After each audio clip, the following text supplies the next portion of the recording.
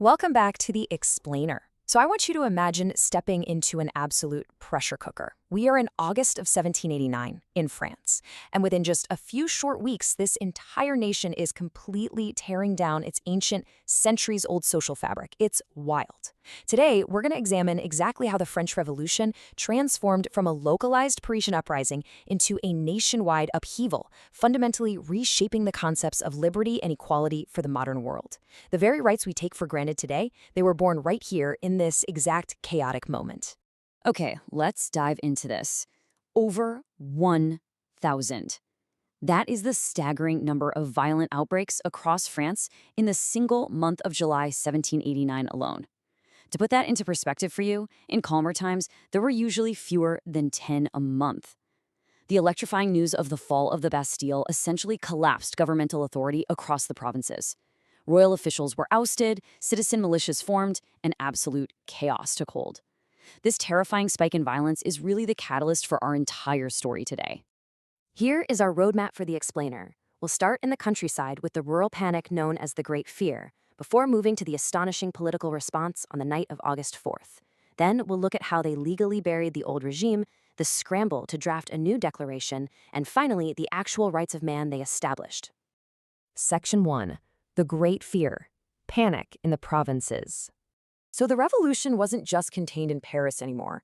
As news of the Bastille trickled out into the countryside, often in totally garbled and exaggerated ways, it set off this massive chain reaction of panic.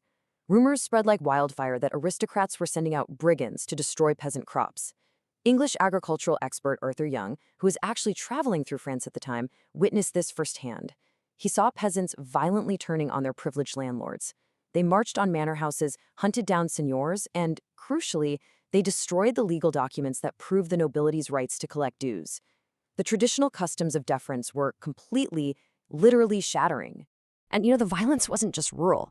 Back in Paris, furious crowds were lynching royal officials, like the intendant of Paris and his father-in-law, in completely gruesome ways. This brings us to a really fascinating moral dilemma posed by Gracchus Babeuf, who would become a future radical.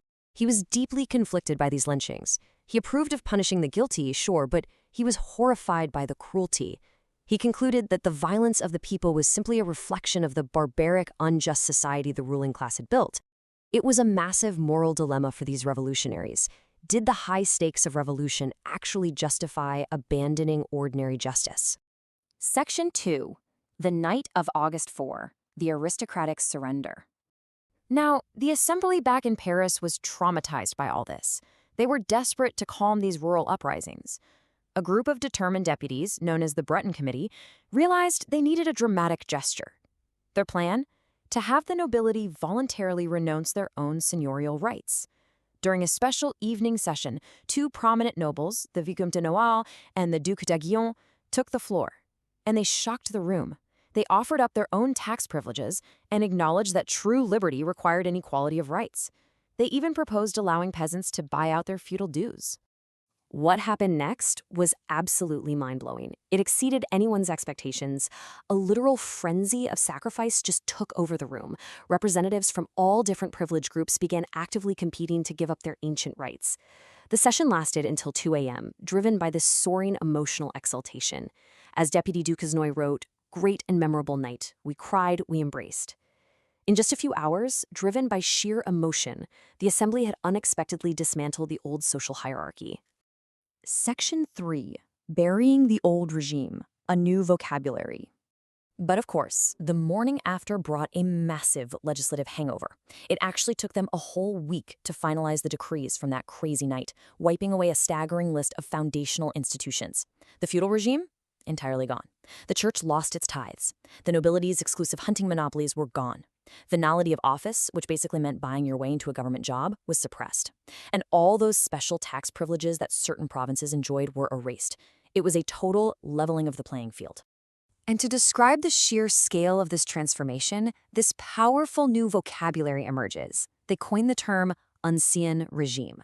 Now, what's really interesting here is that this wasn't just a descriptive label. It was a powerful, sweeping weapon. By grouping everything pre-1789 into this old regime, they stigmatized centuries of history as inherently unjust and irrational. The message was clear. Everything from the past deserved to be replaced. Now, in contrast to that dead old regime, the new buzzword, the word suddenly on everyone's lips, was regeneration. It carried these really heavy biological and religious overtones of total rebirth. This wasn't just about tweaking a few laws. It suggested a limitless project of transforming both society and the very nature of human beings themselves. Section 4. Drafting the Declaration. The Intellectual Scramble. Okay, so now they needed to translate all these big, broad ideas into a concrete Bill of Rights. And the intellectual scramble was intense. The Abbé Sieyès put forward a highly influential, yet extremely controversial framework distinguishing between two types of rights. He proposed active rights, the right to actually vote and participate in government, which he argued should only belong to property owners who had a real stake in society. Everyone else, children, the poor, women, foreigners, would only get passive rights, which essentially just meant basic civil protections. It really highlights how these 18th century politicians were deeply debating the actual limits of this new equality. There was also this massive debate over whether a Declaration of Rights needed to be balanced by a Declaration of Duties. Conservatives argued that giving people unrestrained rights would just lead to anarchy, so duties absolutely had to be defined. Radicals, on the other hand, argued that natural rights are inherent, not conditional on doing your chores, so to speak. The split was incredibly tight. 570 deputies voted against including duties, while 433 voted in favor. It was a deeply divided room trying to forge a unified nation. Section 5. The Rights of Man, the Final Document. Overcoming all those scrapped drafts and really violent arguments, the Assembly practically sprinted to hammer out the final 17 articles. They established a brand new social contract. Men are born and remain free and equal in rights. They declared that sovereignty doesn't come from a king, it resides essentially in the nation. And they defined the core natural rights as liberty, property, security, and resistance to oppression. But getting to those finalized articles was super messy.